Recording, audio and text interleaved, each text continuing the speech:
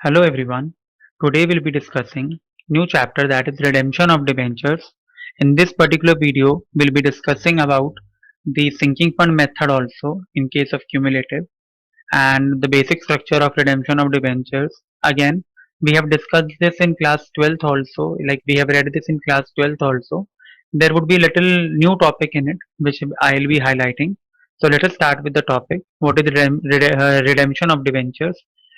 Before doing redemption of debentures, please go through the issue of debentures video.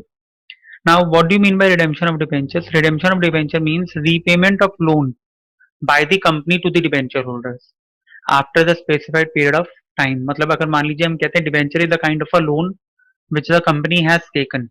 तो debenture holders को हम generally क्या बोलते हैं? क्रेडिटर्स बोलते हैं. तो अगर मान लीजिए मैंने डिबेंचर इशू करे 5 years के लिए, तो 5 साल के बाद मुझे डिबेंचर का पैसा वापस देना पड़ेगा. सो this is what it has been written here. Redemption of debenture means repayment of loan due on debentures to the debenture holders, or you can say after a specified period of time. दो तरह के debentures होते हैं, एक होते हैं redeemable और एक होते हैं इरिडीमेबल. रिडीमेबल तो नॉर्मल डिबेंचर्स हो गए जो रिडीम हो रहे हैं. Irredeemable debentures are those debentures which are perpetual. Perpetual means forever, जो चलते रहते हैं, रिडीम नहीं होते. लेकिन हो सकते हैं कभी कंपनी बंद हो रही हो या कोई और कंटिजेंसी हो, तो उस केस में आप रिडीम कर सकते हो, अदरवाइज वो इनफाइनाइट लाइफ के लिए चलते रहते हैं. अब हमें पता है मेथड्स ऑफ रिडेम्पशन 4 मेथड होते हैं. First is lump sum method. Lump sum method means 5 साल के बाद मैं सारा का सारा पैसा इकट्ठा दे दूंगा, तो उसको बोलते हैं lump sum, one shot payment. Again इसका कोई न्यूमेरिकल पार्ट नहीं होता. सेकंड बाय एनुअल इंस्टॉलमेंट या ड्रॉ ऑफ लॉट्स.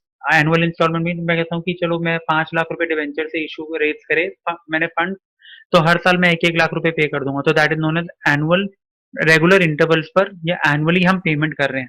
अब वो पेमेंट इक्वल भी अमाउंट की भी हो सकती है और अनइक्वल अमाउंट की भी हो सकती है. इक्वल मीन्स मान लो मैं कहता हूँ कि पहले साल मैं कुछ नहीं, पहले साल मैं 50,000 दूंगा, दूसरे साल मैं 1 लाख दूंगा, तीसरे साल मैं 1.5 लाख दूंगा. तो वो पेमेंट इक्वल भी हो सकती है और इनइक्वल भी हो सकती है, लेकिन दूंगा मैं regular intervals. Conversion of shares into debentures, sorry debentures into share. Conversion of मतलब थर्ड मेथड डिबेंचर को रिडीम करने का क्या है कि आप डिबेंचर होल्डर्स को शेयर होल्डर्स में कन्वर्ट कर दो. इट मीन्स लाइक पहले वो क्रेडिटर्स थे, जब आप उनको शेयर में कन्वर्ट कर दोगे तो share holder owner of the company बन जाते हैं. Again that would be as per the wish of debenture holders. And last, company कहती है कि मार्केट से ही अपने डिबेंचर वापस बायबैक कर लो या खरीद लो एज एन इन्वेस्टमेंट, क्योंकि हो सकता है कंपनी के बाद बीच में कहीं सरप्लस कैश आ जाए या कुछ आ जाए. तो कंपनी कहती है कि instead of paying them interest we should bought our debentures back. So that is known as fourth method, by purchase of its own debentures from the open market. So this is the basic concept, theoretical question. Sources of redemption. Sources of redemption का मतलब क्या होता है कि पैसा आएगा कहाँ से डिबेंचर्स के, डिबेंचर होल्डर्स को पे करने के लिए. या तो आप कैपिटल से पैसा लोगे या आप प्रॉफिट से पैसा लोगे, आउट ऑफ प्रॉफिट मेथड या कन्वर्जन. जनरली प्रैक्टिकल वर्ल्ड में अगर आप चेक करोगे तो कैपिटल मेथड हम फॉलो नहीं करते. प्रैक्टिकल सिर्फ हमारा कैपिटल मेथड सिर्फ हमारा एकेडमिकली होता है, मतलब आपको समझाने के लिए है. हम जनरली कौन सा मेथड फॉलो करते हैं? Out of profit method. तो let us see out of profit method. अब यहाँ पर आप चेक कीजिए, when debentures are redeem out of capital, तो इसके अंदर कुछ कंडीशंस हैं. अगर आप डिबेंचर्स को कैपिटल से रिडीम कर रहे हो तो आपको पता है कि डीआरआर क्रिएट करना पड़ता था, डिबेंचर रिडेम्पशन रिजर्व. उसको क्रिएट करने की जरूरत नहीं है. डीआरआर कब क्रिएट करते हैं? डीआरआर हम तभी क्रिएट करते हैं जब हम पैसा प्रॉफिट से ले रहे हो, मतलब we are redeeming debentures out of profit. और क्यों? क्योंकि डीआरआर में जो पैसा ट्रांसफर होता है वो सरप्लस अकाउंट से ट्रांसफर होता है. तो जब आप प्रॉफिट को यूज नहीं कर रहे तो आप कैपिटल के केस में डीआरआर अकाउंट क्रिएट नहीं करेंगे. लेकिन मैं आपको नॉर्मली बताऊं कि ऐसा बहुत रेयरली होता है कि आप कैपिटल से पैसा पे करोगे, आपको प्रॉफिट से पैसा पे करना पड़ता है. और मिनिमम अमाउंट डीआरआर में देखिए लिखा भी हुआ है कि अगर आप सरप्लस से पैसा पे करोगे तो मिनिमम अमाउंट डीआरआर में कितना ट्रांसफर होगा? 50% ऑफ द अमाउंट जितना आप रिडीम करोगे. ठीक है. और देखो यहाँ पर ये लाइन लिखी है जो मैं आपको बता रहा था, it is not possible to redeem the whole of debenture by purely issue out of capital. अब हम कैपिटल में, जैसे इसमें देखो ये भी लाइन लिखी हुई है, redemption out of capital is only for academic interest only, मतलब सिर्फ आपके पढ़ने के लिए, प्रैक्टिकली हम इसको यूज नहीं करते. अब वो कहते हैं कैपिटल से रिडीम हम कौन कौन से केसेस में करते हैं? या तो जब डिवेंचर्स की वैल्यू 18 मंथ से कम की हो या हमारे पास एडिक्वेट सरप्लस ना हो, तो ये होता है redemption out of capital. So basic question एक मैं डिस्कस करना चाहता हूँ आपके साथ। अभी ये नॉर्मल कैपिटल के हिसाब से लगा लीजिए आप। Amritsar cotton limited issued 5 crore 10% debentures of ₹1 lakh each eight ₹940 पर डिबेंचर, मतलब डिस्काउंट पे इशू करा है। 1000 का डिबेंचर 940 में ₹60 डिस्काउंट पे इशू करा है। The debentures are redeemable in 5 annual instalment. तो ये आ गया अब एनुअल लॉट्स, मैंने बोला था लमसम का कोई क्वेश्चन होता नहीं है। ₹200 हर साल पे करेंगे, 1000 का है ना, तो 5 साल में 200 करके हम पे कर देंगे। It is decided to write off the discount in proportion to the amount of debentures money usage over the various years। ये मैंने आपको इशू ऑफ डिबेंचर्स में भी बताया था कि डिस्काउंट के अमाउंट को हम कैसे राइट ऑफ करते हैं, कि जितना पैसा हमने जितने साल के लिए यूज किया। तो पहले तो आप ये देखिए, 5 करोड़ डिवाइड बाय 1000 तो 50,000 हो गया, और ₹60 का आपका क्या हो गया, डिस्काउंट। तो डिस्काउंट अल्टीमेटली बना कितने रुपए का, 50,000 इंटू 30, तो ये आपका 30 लाख का बना आपका discount. 50,000 into 60, 30 lakh sorry, 50,000 into 60। तो देखिए एंट्री क्या पास होगी, हमने फर्स्ट और सेकेंड ईयर की एंट्री पास करनी है। अब आप देखिए यहाँ पे क्या है, 5 करोड़ था, सॉरी 50,000 इंटू 60, आपको समझ में आ गया 30 लाख का डिस्काउंट। वो इन्होंने यहाँ पे करके भी दिखाया हुआ है, ये वाला पॉइंट। इसको स्क्रॉल करके डाउन कर देता हूँ। तो यहाँ देखिए आप कैसे लिखा है, 5 करोड़, 5 करोड़ ने 50,000 इंटू 60 लिखना, इन्होंने डिवाइड बाय 1000 इंटू 60 कर दिया, बात एक ही है, 30 लाख। अच्छा ये जो रिडेम्पशन है, तो ये एनुअल इंस्टॉलमेंट्स में पे कर रहे हैं। तो एनुअल इंस्टॉलमेंट में पे कर रहे हैं, मतलब पहले साल के लिए कितना अमाउंट रहेगा, 5 करोड़। फिर नेक्स्ट ईयर आपने 1 करोड़, एक करोड़ पे कर दोगे तो 4 करोड़, 3 करोड़, 2 करोड़, 1 करोड़। तो रेशियो याद है आपको, हमने इश्यू ऑफ डिबेंचर्स में भी करी थी, 1 2 3 4 5। तो टोटल बना 15। डिस्काउंट का कितना अमाउंट आ रहा है, 30 लाख। तो हम इसको राइट ऑफ कैसे करेंगे, 5/15 इंटू 30 लाख। तो इस वे में आपका ये रिडीम, ये डिस्काउंट राइट ऑफ हो जाएगा। हमने निकाल के दिखा दिया 500 साल का, हमें जरूरत थी फर्स्ट 2 इयर्स का। तो लेट्स सी, जब मैंने बिगिनिंग फर्स्ट के बिगिनिंग में मैंने लिखा हुआ है आपके यहाँ, bank account debit discount on issue of account debit to 10% debenture account. तो 30 लाख का हो गया, 5 करोड़ टोटल अमाउंट था, तो अमाउंट आया कितना, 4 करोड़ 70 लाख। ये तो गए बिगिनिंग की एंट्री। अब आपने क्या करना है, ईयर एंड हो गया तो आपको इंटरेस्ट पे करना पड़ेगा। इंटरेस्ट आप कितना पे करोगे, आप इंटरेस्ट पे करोगे, आप इंटरेस्ट पे कितना करोगे, आप इंटरेस्ट पे करोगे कितना परसेंट इंटरेस्ट है, 10%। तो 5 करोड़ का 10% कितना हो गया, 5 करोड़ का 10% 50 लाख रुपए हो गया। ये ना बुक में गलती से लाइन यहाँ दी हुई थी। और साथ में आप क्या करोगे, 50 लाख का इंटरेस्ट पे करोगे, और फर्स्ट एनुअल इंस्टॉलमेंट जाएगी 1 करोड़ की। तो ये लाइन ऊपर आनी चाहिए, ये मिस प्रिंट है। ये लाइन आपकी वैसे, मैं आपको बताता हूँ, ये लाइन आपकी यहाँ आनी चाहिए थी, ये यहाँ से, ठीक है। तो देखिए इसमें लिखा हुआ है 10% डिबेंचर, 1 करोड़ का हमने राइट ऑफ कर दिया, क्योंकि हर साल हमने 1 करोड़ पे देने हैं। साथ में क्या देना उनको, 50 लाख का इंटरेस्ट टू डिबेंचर होल्डर, तो ये आपको 1.5 करोड़ रुपए हो गया। तो डिबेंचर होल्डर टू बैंक, तो वही सेम प्रिंसिपल, 1 करोड़ का और 50 लाख का इंटरेस्ट, तो 1.5 करोड़ हो गया। सिमिलरली मैंने बोला था जितना भी अमाउंट होगा आप सारा पीएनएल में ट्रांसफर करते हो, इंटरेस्ट वगैरह का। तो देखिए पीएनएल अकाउंट, हम इसको पीएनएल अकाउंट की जगह स्टेटमेंट ऑफ पीएनएल भी लिख सकते हैं, क्योंकि हम स्टेटमेंट ऑफ पीएनएल बनाते हैं। तो कितना हो गया, 50 लाख का इंटरेस्ट और 10 लाख का डिस्काउंट। तो टोटल आपको राइट ऑफ कितना करना है पीएनएल से, तो देखिए पीएनएल में 60 लाख आ गया, डिबेंचर इंटरेस्ट 50 लाख और discount 10 lakh. Similarly second year में, अब सेकेंड ईयर में क्या होगा, ये वाली एंट्री तो पास होगी नहीं, क्योंकि ये तो इशू की एंट्री थी। अब हम सीधा सेकेंड ईयर के एंड में आ जाएंगे, एंड में आएंगे तो ये तीनों एंट्री दोबारा पास होंगी, बट अमाउंट डिफरेंस हो जाएगा। 10% डिबेंचर अकाउंट, इस साल भी कितने पे जाएंगे, 1 करोड़। डिबेंचर इंटरेस्ट पहले 5 करोड़ पे 10% निकाला जाता, जब 1 करोड़ चले गए तब 4 करोड़ पे 10% कितना होगा, 40 लाख। तो टोटल कितना होगा, 1 crore 40 lakh. Then debenture holder to bank, same payment कर दी हमने। और इस केस में आप चेक करिए कितना जाएगा, एक तो इंटरेस्ट अमाउंट जाएगा पीएनएल में, और ये डिस्काउंट 8 लाख का, तो टोटल कितना जाएगा, 48 लाख। तो PNL, statement of PNL account debit to debenture interest to discount on issue of debenture, तो 48 लाख। तो ये हमारा एनुअल ड्रॉइंग्स का भी केस था, और डिस्काउंट को राइट ऑफ करने का जो हमने पिछली क्लास में भी, या आई मीन पिछली वीडियो इशू ऑफ डिबेंचर्स में भी देखा था ये वाला। अब आउट ऑफ प्रॉफिट करते हैं, तो ये कुछ कंडीशंस आ जाती हैं। कहते हैं कि कंपनीज एक्ट 2013 ने कहा है कि एटलीस्ट डिबेंचर डीआरआर में कितना अमाउंट ट्रांसफर होना चाहिए, 50% ऑफ द वैल्यू रिडेम्पशन से पहले। और अगर कोई इंफ्रास्ट्रक्चर या मैन्युफैक्चरिंग कंपनी था तो उनके लिए कंडीशन 25% की है। बट जनरली अगर हमारे पास सरप्लस का अमाउंट ज्यादा अच्छा पूरा अमाउंट हो सकता है तो हम 100% भी ट्रांसफर कर देते हैं। ऐसा नहीं कि मिनिमम 50% होना चाहिए, आप चाहो तो 100% भी ट्रांसफर कर सकते हो। क्वेश्चन में कुछ नहीं लिखा होगा तो हम 100% भी कर सकते हैं। Before the redemption of debenture begins. तो यहाँ पर आप एक चीज चेक कीजिए, एक और पॉइंट बोला, ये आपने 11 ये आपने उसमें किया था 12th में। Every company is required to create DRR on or before 30th April in each year. investment or deposit in each year invest or deposit in case में भी a sum shall not be, मतलब कहते हैं अगर आप कभी भी कोई DRR क्रिएट करते हो तो हमें एक इन्वेस्टमेंट करनी होती है 15% अमाउंट की। जितना आप डिवेंचर रिडीम करोगे नेक्स्ट ईयर उसका मिनिमम 15% इन्वेस्टमेंट आपको करना पड़ता है, और 15% ही करना पड़ता है। लेकिन हमारे पास इसका कोई प्रैक्टिकल क्वेश्चन है नहीं क्योंकि हमारा यहाँ पर DRR में सफिशिएंट बैलेंस होगा। लेकिन अगर क्वेश्चन में वो बोल देगा तो हमें अप्रैल मतलब वो मार्च में हमें क्या करनी पड़ेगी, इन्वेस्टमेंट 15% की करनी पड़ेगी। लेकिन अभी वो पॉइंट प्रैक्टिकल में आएगा जब मैं आपको बता दूंगा। अभी आप ये याद रखिए कि मिनिमम 50% ट्रांसफर करना है। अगर इंफ्रास्ट्रक्चर या मैन्युफैक्चरिंग कंपनी तो 25%। और उस केस में भी क्या होगा, अगर आपके पास पूरा सरप्लस अमाउंट पड़ा हुआ है तो आप कितना परसेंट ट्रांसफर कर सकते हो, 100% भी ट्रांसफर कर सकते हो अमाउंट को।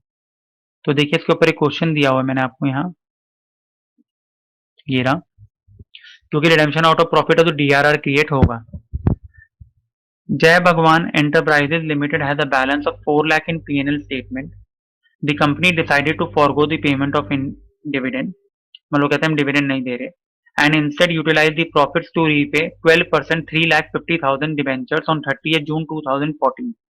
ठीक है, at a premium of 10%. Interest is payable annually on 31st December when accounts are closed. The company also has a balance of 2 lakh in DRR. मतलब कह रहा है 2 लाख रुपए ऑलरेडी DRR में पड़े हुए हैं। तो अगर आप चेक करोगे हमें डिबेंचर कितने की रिडीम करने 350 के, उसको 2 से डिवाइड करोगे 50% के लिए तो 1,75,000 आएगा। ऑलरेडी हमारे पास 2 लाख पड़े हैं तो मैंने बोला था मिनिमम आप 50% कर सकते हो। बट अगर इसके अंदर देखो PNL भी हमारे पास 4 लाख रुपए और पड़े तो हम 100% वैल्यू ट्रांसफर कर सकते हैं तो हम करेंगे। अब 30 जून को ये रिडीम हो रहे हैं तो बुक्स बनती है 31 दिसंबर को, तो इनको लास्ट इंटरेस्ट कब मिला होगा 31 दिसंबर को। तो पहले तो इनको 6 महीने का हम इंटरेस्ट पे करेंगे जनवरी से लेकर जून तक का, तभी ये लोग रिडीम होंगे। तो देखिए 30 जून पे लिखा हुआ है debenture interest account debit to bank account. कैसे आया, 3.5 लाख पे 12% 6 महीने के लिए तो 21,000 रुपए आ गए। फिर जनरली ये एंट्री मुझे थोड़ी सी गलत लगी थी बुक में क्योंकि सरप्लस की एंट्री पहले होनी चाहिए और रिडेम्पशन की एंट्री बाद में होनी चाहिए, बट कोई बात नहीं। अब जनरली मैंने क्या बोला 2 लाख रुपए पड़े हुए हैं, हमें और कितना ट्रांसफर करना है 3.5 लाख रुपए ना 100% वैल्यू, तो 1.5 लाख रुपए और ट्रांसफर कर देते हैं। तो एंट्री होगी surplus account debit to DRR 1.5 lakh. फिर हमने रिडेम्पशन को ड्यू करने की एंट्री पास कर दी, जैसे हम buy back of equity share और रिडेम्पशन ऑफ प्रेफरेंस शेयर्स में भी करते थे कि डिबेंचर रिडीम हो रहे हैं। और कैसे रिडीम हो रहे हैं, 10% प्रीमियम पे। तो 12% debenture account debit 3.5 lakh, 10% premium loss हो गया कंपनी का क्योंकि कंपनी को पैसा ज्यादा देना पड़ रहा है। तो premium on redemption of debenture account 35,000 to debenture holder 3,85,000। तो ये होगी ड्यू की एंट्री। जब ड्यू हो गया तो फिर आपने ड्यू करने के बाद आप चाहे ऊपर नीचे कर लो एंट्री, या ये भी ठीक है अगर आपको कंफ्यूज नहीं होना तो पैसे भी कर सकते हो। और डिबेंचर होल्डर टू बैंक 385, और आपने कितना इंटरेस्ट पे किया, प्रीमियम पे किया 35,000, ये लॉस है हमारे लिए। तो statement of PNL debit to premium on redemption of debenture account 35,000। यहाँ डिस्काउंट नहीं था तो यहाँ पर SPR नहीं था, ये प्रीमियम ऑन रिडेम्पशन है तो ये भी लॉस है। तो जितने भी लॉस वगैरह होंगे वो सारे लास्ट में हम इन लॉस इंटरेस्ट वो सारा लास्ट में हम कहाँ ट्रांसफर करते हैं, PNL में। ठीक है, इस दोनों एंट्रीज में कोई कंफ्यूज होने की जरूरत नहीं है, आप ऊपर इसको कर दो नीचे इसको कर दो, बात एक ही है, कोई प्रॉब्लम नहीं। इसमें हमने DRR क्यों क्रिएट किया, क्योंकि हम आउट ऑफ प्रॉफिट्स रिडीम कर रहे हैं। मिनिमम 50% क्राइटेरिया है, अगर कुछ नहीं लिखा होगा तो हम ये मानेंगे सरप्लस हमारे पास एडिक्वेट है और इन्होंने दिया भी हुआ था कि इसमें से आप निकाल के 1.5 लाख रुपए ट्रांसफर कर सकते हो, तो हमने कर भी दी। नहीं भी दिया होगा तो आप कर सकते हो क्योंकि हम एज्यूम करते हैं कि हमारे पास एडिक्वेट सरप्लस है। सरप्लस है तभी तो कंपनी रिडीम कर रही है, वरना कंपनी के पास पैसा कहाँ से आएगा। अब क्वेश्चन नंबर 3 थोड़ा सा अच्छा है, ये एक्चुअली थोड़ी स्पेस कम थी। क्वेश्चन नंबर 3 हमारा ये पूरा है तो इसलिए मैंने इसका ये अकाउंट यहाँ बना के दिखा दिया आपको। Redemption out of profit only. पहले क्वेश्चन रीड कर लेते हैं। ये एंट्रीज बहुत सारी दिख रही हैं लेकिन इसमें कोई नहीं है, एंट्रीज रिपीट हो रही हैं, सिर्फ अमाउंट चेंज हो रही है।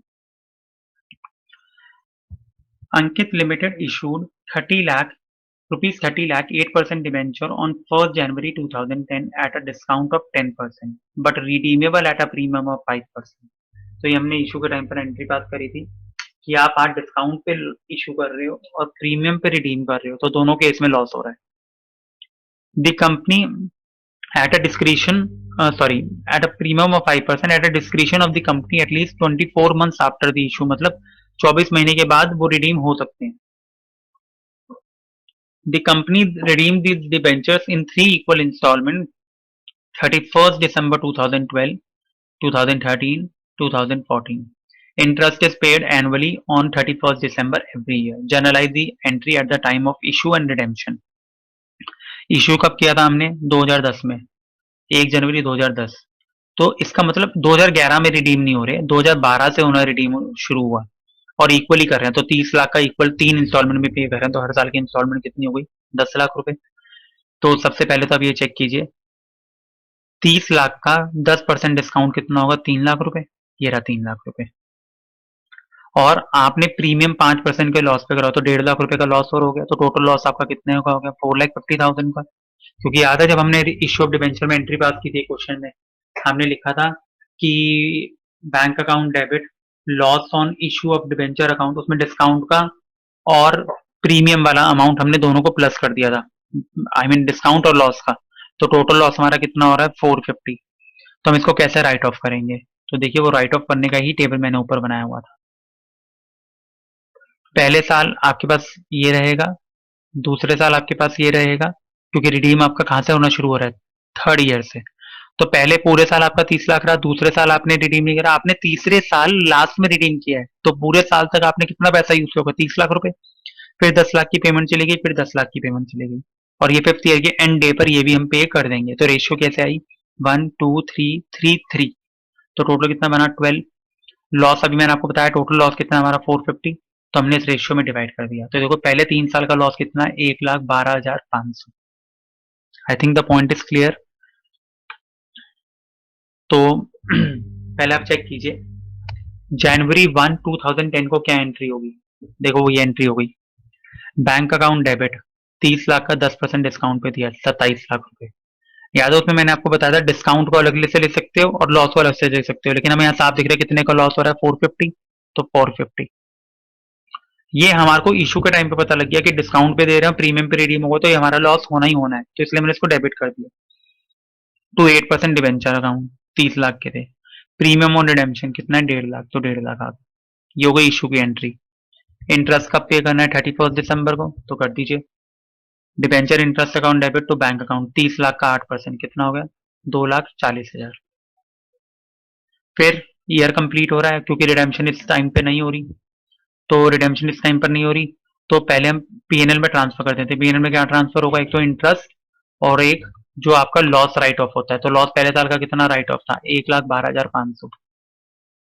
तो इन 4.5 लाख रुपए में से कितना लॉस हमने ट्रांसफर कर दिया? 1,12,500। तो देखिए लिखा PNL, statement of PNL debit to debenture interest to loss on issue of debenture. तो ये अमाउंट प्लस करके ये आ गया। अब हमारे पास 5 साल है और हम प्रॉफिट से रिडीम करेंगे, तो हमारे पास 5 साल है, पहले साल कोई रिडेम्पशन नहीं हो रही, तो हम क्या कर रहे हैं? हम हर साल 1/5 अमाउंट डीआरआर में ट्रांसफर कर देंगे, क्योंकि फर्स्ट ईयर में कोई भी रिडेम्पशन नहीं हो रही। तब चेक कीजिए, पहले साल मैंने कितना रिडीम कर दिया? Surplus account debit to DRR account 30 lakh का 1/5, 6 करोड़ रुपए, 6 लाख रुपए हमने ट्रांसफर कर दिए। I think this point is clear, क्योंकि हमारा 2011 में कोई 10 में और 11 में कोई भी रिडेम्पशन नहीं हो रहा। तो अब नेक्स्ट में चेक कीजिए, ये वाला हो गया। अब नेक्स्ट ईयर के स्टार्टिंग में कोई एंट्री नहीं होगी, सीधा एंड पे आ जाएंगे। एंड पे आएंगे तो क्या होगा? सेम यही एंट्री होंगी, debenture interest to bank, debenture interest to bank 30 lakh पे 8%, सेम सेम। सेकेंड ईयर का भी आपने चेक करा था, लॉस का अमाउंट सेम था, तो सेम एंट्री आ रही है ये भी, और सेम तीनों एंट्री रिपीट हो रही है। देखिए सरप्लस टू डीआरआर, क्योंकि हम एनुअली जब रिडीम करना शुरू करेंगे तो उसको हमने इक्वली डिवाइड कर दिया। ठीक है, तो आप यहाँ पर एक चीज चेक कीजिए, पहले साल का, दूसरे साल का और तीसरे साल का अमाउंट सेम है, तो इसलिए इसमें भी कोई दिक्कत नहीं रहेगी पहले 3 साल तक। अब आपके पास डीआरआर में अभी तक कितने रुपए हो गए? 6 लाख यहाँ से आए, 6 लाख यहाँ से, 12 लाख रुपए हो गए। और आपको 30, अभी आपको यहाँ पर कितने रुपए रिडीम करने थे, 10 लाख रुपए, तो इजिली रिडीम हो जाएंगे। तो आप चेक कीजिए, सेम एंट्री 31 दिसंबर 2012 को, ये देखिए यहाँ पर 10 लाख रुपए हम पे कर देंगे। तो पे कर देंगे तो पहले तो पूरे साल तो हमने 30 लाख की यूज किए ना, तो सेम इंटरेस्ट आ रहा है 30 लाख पे 8%, क्योंकि पेमेंट अभी बाद में करेंगे हम उसकी। पीएनएल सेम, डिस्काउंट का भी अमाउंट सेम था, इंटरेस्ट का अमाउंट भी सेम था, तो सेम एंट्री। यहाँ पर भी हमने डीआरआर में ट्रांसफर कर दिया तो 6 लाख रुपए और चले गए। तो अब टोटल 31 दिसंबर 2012 तक टोटल डीआरआर में कितना पैसा हो गया, 18 लाख, और आज रिडीम कितना करना है, 10 लाख। तो आई मीन 100% से भी ज्यादा पैसा है हमारे पास, तो हम इजिली रिडीम कर सकते हैं। तो अब क्या करें, रिडेम्पशन की एंट्री पास करेंगे। थोड़ा सा ये देखिए, ये अच्छा पॉइंट है। 8% डिवेंचर अकाउंट कितने रुपए जाएंगे यार, 10 लाख, क्योंकि 30 लाख की 3 इंस्टॉलमेंट बननी थी। तो टोटल प्रीमियम कितना था, 1.5 लाख का। तो अगर आप 30 लाख को 1/3 में डिवाइड करो तो प्रीमियम को भी 1/3 में डिवाइड करोगे, क्योंकि 3 इक्वल इंस्टॉलमेंट।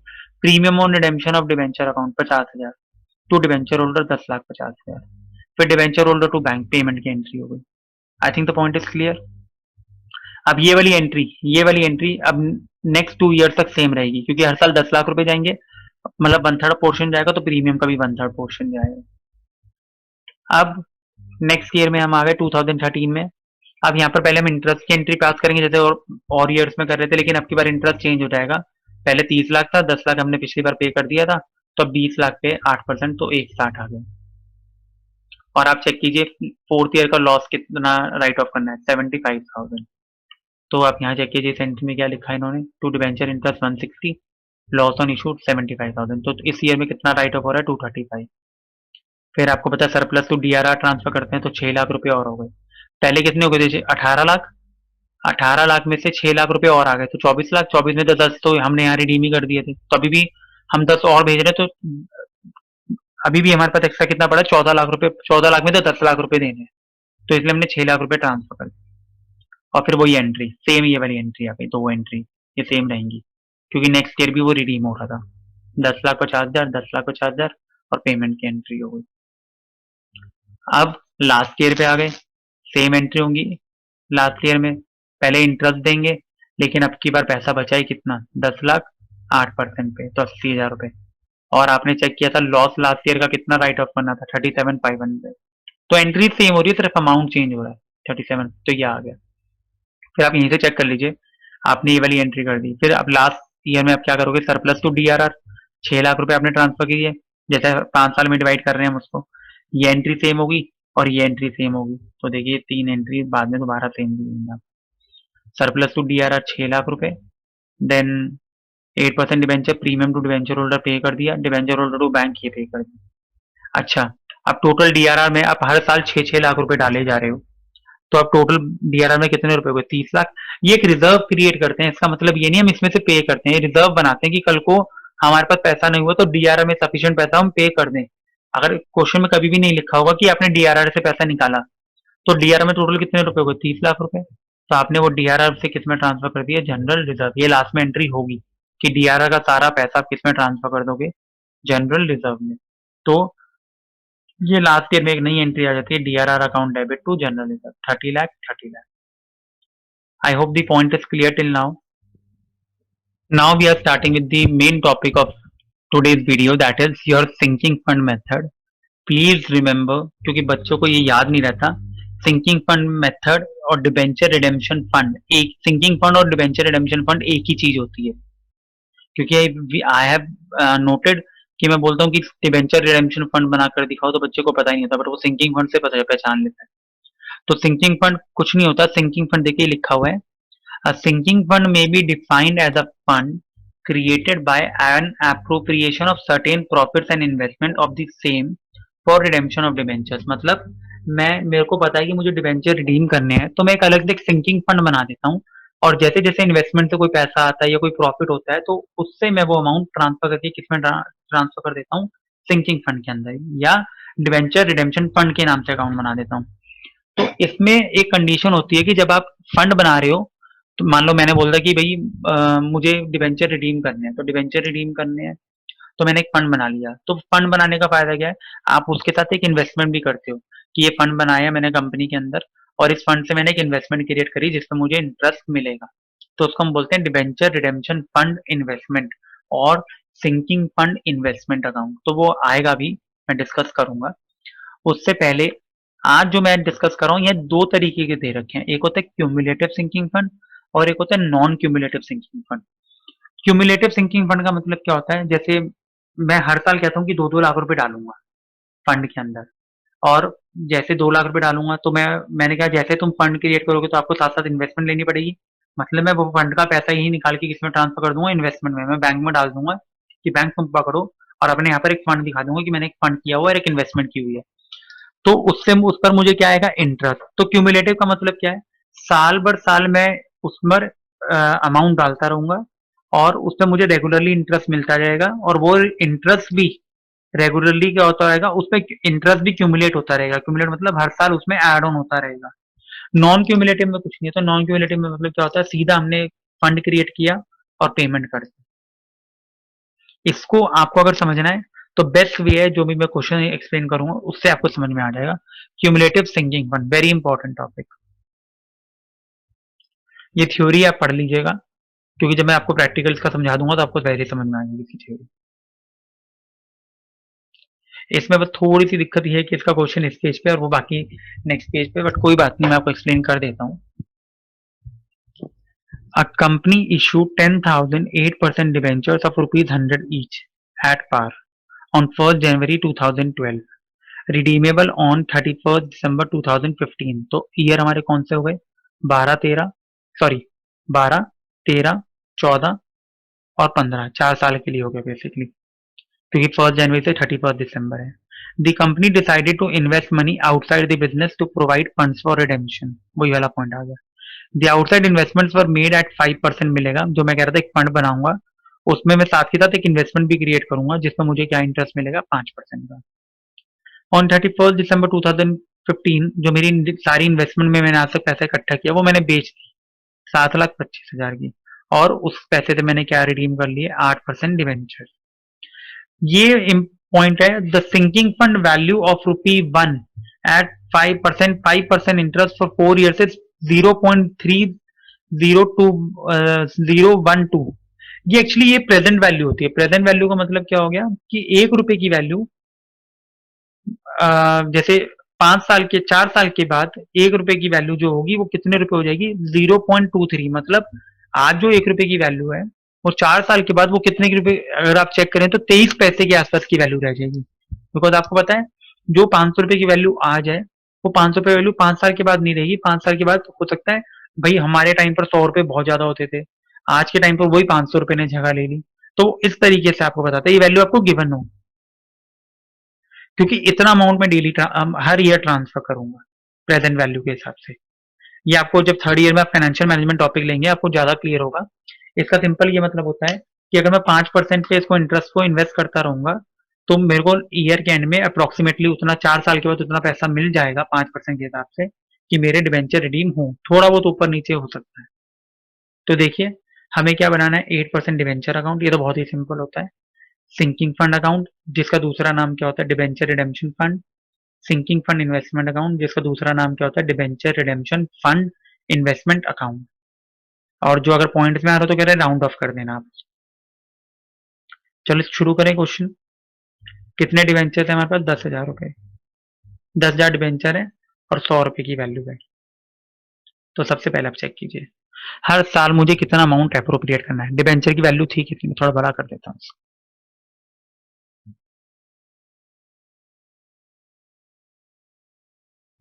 पहले आप ये समझ लीजिए, फिर मैं उसको दोबारा एक्चुअल साइज में कर दूंगा।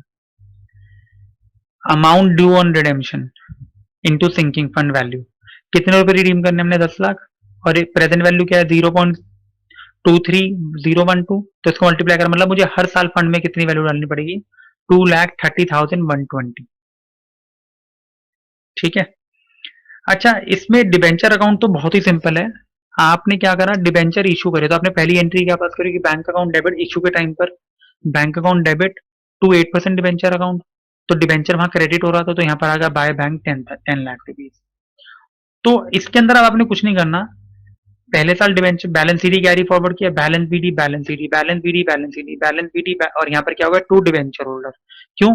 क्योंकि 2015 में हमने क्या कर दी, इनको पेमेंट कर दी, बाकी आपने पूरे 3-4 साल तक कुछ नहीं किया। इसमें इंटरेस्ट वगैरह का कोई पॉइंट नहीं होता, क्योंकि ये सिंकिंग फंड है, इंटरेस्ट हम टाइमली पे करते हैं, तो हमने यहाँ पर ड्यू और पे करने की जरूरत नहीं है। तो सिंपल है, आपने यहाँ पर बैंक अकाउंट लिख के 10 लाख रुपए आए थे जब बैंक से, और आपने फिर डिवेंचर होल्डर को ड्यू कर दिया, बाकी सीधा बैलेंस बीडी बैलेंस सीडी चलता रहेगा।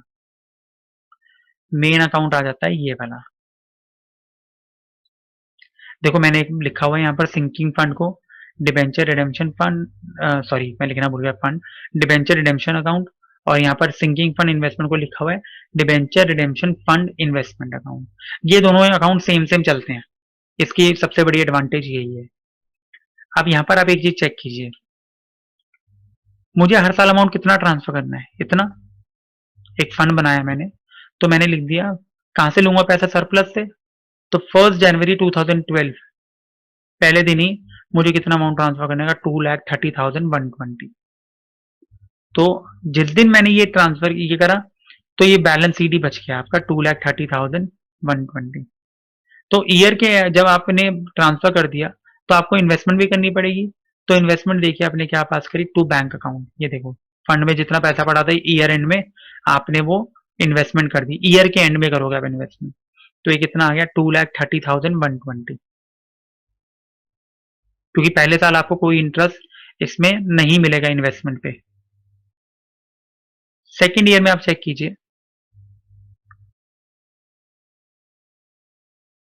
इसमें बल्कि आप एक चीज ये याद रखना, इसमें ये भी डेट गलत ही लिखी हुई है, मैं इसमें ठीक करके भेज दूंगा, ये 31 दिसंबर ही होगी। हम ईयर के एंड में ही ट्रांसफर करेंगे। अगर हम जनवरी 1 को कर देते तो फिर हमें इंटरेस्ट मिलता, तो ये 31 दिसंबर ही होगा। फिर जनवरी 1 को हमने बैलेंस बीडी उतारा, बैलेंस बीडी उतारने के बाद आप चेक कीजिए सेम बैलेंस आ गया। और फिर 31, अब ये बैलेंस आप एक चीज चेक कीजिए, ये फंड में पैसा पड़ा हुआ है, तो फंड में पैसा पड़ा हो तो मुझे इंटरेस्ट मिलेगा बैंक से, कितना परसेंट मिलेगा, 5%। मैंने एरो बना के दिया हुआ है, 5% किसका, 2,20,30,120 रुपए, तो ये रुपए आए। और फिर मैं नेक्स्ट ईयर की इंस्टॉलमेंट डालूंगा तो ये आ गया। तो टोटल कितना पैसा बना, 4,71,746, तो ये बैलेंस सीडी ये आ गया। आपने ये 230 तो ऑलरेडी ट्रांसफर कर दिए थे, तो इस साल कितना अमाउंट ट्रांसफर करोगे आप इन्वेस्टमेंट में। तो देखो इन्होंने क्या करा हुआ है, इन्होंने सिर्फ यहाँ क्या करा, टू बैंक अकाउंट इन्वेस्टमेंट में पैसा डाला, तो यहाँ बैलेंस सीडी हो गया, ये बैलेंस सीडी बीडी करके उतारा। अब यहाँ पर आप चेक कीजिए फंड से कितना पैसा आएगा, ये तो आप डाल चुके थे पहले साल में, ये इंटरेस्ट भी लग जाएगा और इन्वेस्टमेंट भी लग जाएगी, तो दोनों को प्लस करके, इन दोनों को प्लस करके ये वाली वैल्यू यहाँ आएगी 2,41,000, क्यों मैंने आपको बताया था क्यूमुलेटिव के अंदर इंटरेस्ट भी हर साल ऐड होता जाएगा। तो ये टोटल बना, तो ये बैलेंस सीडी निकल गया, और यहाँ पर भी बैलेंस सीडी सेम आ रहा है। अब थर्ड ईयर में क्या होगा, सेम आप बैलेंस बीडी उतारोगे, आपकी बार इंटरेस्ट किस पे मिलेगा, टोटल पैसा कितना पड़ा था आपके पास फंड में, 471,4746, तो उस पर 5% कितना है, 23,587। अब आपकी बार इन्वेस्टमेंट में कितना ट्रांसफर होगा, ये दोनों इंस्टॉलमेंट प्लस इंटरेस्ट। तो देखिए इन्होंने यही करा, इंस्टॉलमेंट प्लस इंटरेस्ट, तो ये बैलेंस बीडी उतारा और ईयर के एंड में ट्रांसफर कर दिया इंस्टॉलमेंट प्लस इंटरेस्ट, तो उन दोनों को प्लस करोगे तो ये बन गया आपका। अब फोर्थ ईयर आया, फोर्थ ईयर में सेम बैलेंस बीडी उतारा आपने, इंटरेस्ट आप निकाल लोगे, इंटरेस्ट सबके बाद 5% किस पे मिलेगा, 7,25,453 पे, तो वो अमाउंट ये आएगा, और मेरी लास्ट इंस्टॉलमेंट जाएगी इतनी ही। तो अब की बार इंटरेस्ट कितना ट्रांसफर होगा, ये टोटल इंस्टॉलमेंट ट्रांसफर होगी, तो मतलब कहने का मतलब है कितना हो गया ये आपका 2,30,120 प्लस दिस, तो ये आपकी कितनी वैल्यू बन रही है, आप यहाँ चेक कर सकते हैं, ये बनेगी 7,25,453, तो यही बन रही है वैल्यू आपकी। सॉरी सॉरी सॉरी, इसके अंदर एक पॉइंट मैं आपको बताना भूल गया, लास्ट ईयर था ये, तो लास्ट ईयर था, तो इसके अंदर क्या होगा, ये बैलेंस बीडी उतारा। अब आपको पता है कि 31 दिसंबर 2015 को सारे डिबेंचर पे ऑफ हो रहे हैं, तो पे ऑफ हो रहे हैं तो आपको ट्रांसफर करने की जरूरत ही नहीं है, तो आपने सारा यही टोटल करना है, बस इसको यही छोड़ना है, लास्ट ईयर में ट्रांसफर करने की जरूरत नहीं है। लेकिन उन्होंने एक लाइन लिखी थी कि लास्ट ईयर जब 31 दिसंबर 2015 को हम सारी इन्वेस्टमेंट 7,25,000 की बेच देंगे, तो यहाँ चेक कीजिए 7 लाख 7,25,453 आपका टोटल था, आपने इन्वेस्टमेंट कितने की बेच दी, 7,25,000 की, तो 453 का लॉस आ गया। ये लॉस कहाँ ट्रांसफर कर दोगे आप? फंड में। तो to sinking fund investment account 453 और टू जनरल रिजर्व, तो जितना भी आपने पैसा फंड में लगाया था ये जनरल रिजर्व, तो बन रहा कितना है 9,91,393 और आपको डिवेंचर कितने के पे ऑफ करने हैं?